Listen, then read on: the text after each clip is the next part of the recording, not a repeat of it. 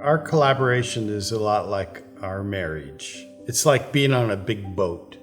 And it sometimes goes over here and tips one way, and then it goes over here and tips this way, and it kind of goes like this. But it always ends up down river, but it doesn't go in a straight line.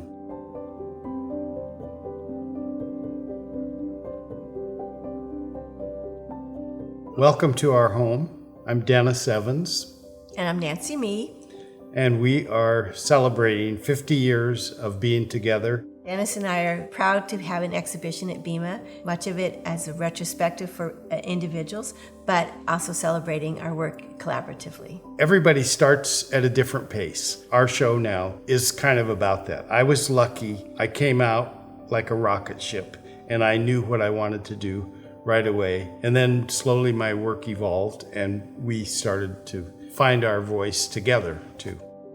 That wall of performance work represents work that I did from 1974 to 1980. I did all the photography for that body of work. I was there at every one of those pre-dawn experiences in Mont Lake. So I was a participant and a critic of that, but it was by no means a reflection of what I was doing.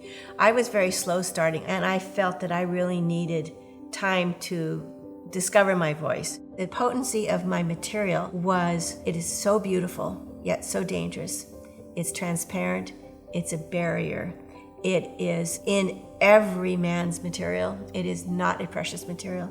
It's everywhere. It was accessible. And I think I am married to material, much more so than Dennis, but my material conveyed so deeply of what I was trying to say, and still do.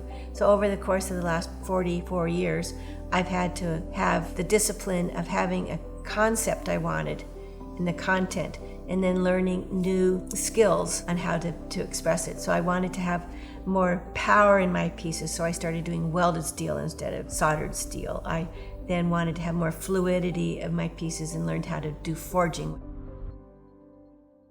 I tell stories. I never make one piece of art that has no context. It always has a story. Stories are critical to me.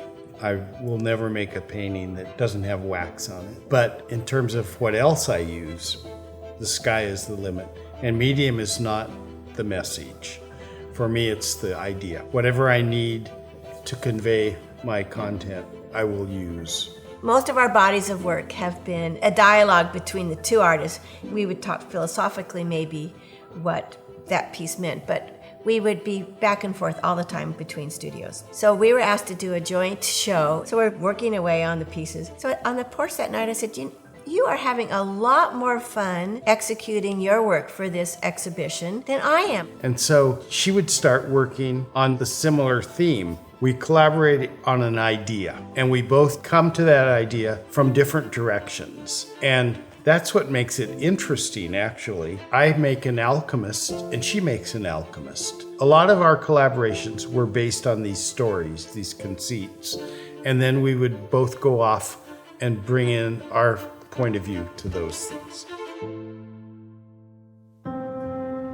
We had purchased the house across the street with the idea that it could be an extension of our artistic life. But at some point, Dennis looked over there and he said, all of your pieces are shown in galleries. Some of them are appropriate for the out of doors. What about making a sculpture garden across the street? So we started planning for it and had the little bulldozer delivered the night before, and we woke up to the bombing of the towers. 9/11. At some point, Dennis, we were watching TV, and he stood up and slammed his hands on his thighs, and he said, enough of this violence. Let's start something beautiful today.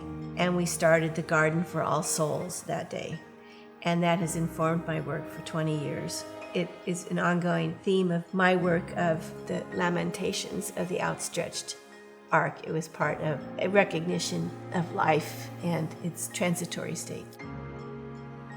Up until 2012, myth and story and narratives were my gods. And July 4th, 2012, I woke up. I was listening to the BBC because I couldn't sleep, and I heard that the physicists at CERN, Switzerland, had found evidence of the Higgs boson. And I grabbed her leg, and she thought I was having a heart attack or something. She goes, "What's wrong?" It's about 3 a.m. in the morning.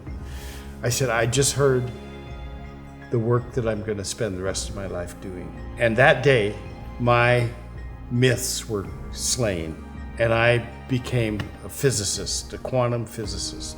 That piece is about dark matter. And dark matter is 23% of the universe, and we can't see it. We know it's there because it bends photons. It needs no voice. It has its own presence, and it just says, I am here. That's why I was so pleased that we could put it right there at the exhibition, because it's a great counterpoint to all the narration that's in so much of my other work. We've always been extremely fortunate that we understood the passion in the other person. We made a conscious pact together as a couple that we wanted to pursue a life of professional artists, and that it was going to be difficult. Life is a sine wave, and so you put two sine waves together. They're not always in sync at all. And then you put two careers as artists, sine waves together, and they're not in sync. So we often would be needing to support one another when things were tough. We just had a relationship that understood that, and we were in it for the long run. And we made a long run. Look at this, 50 years.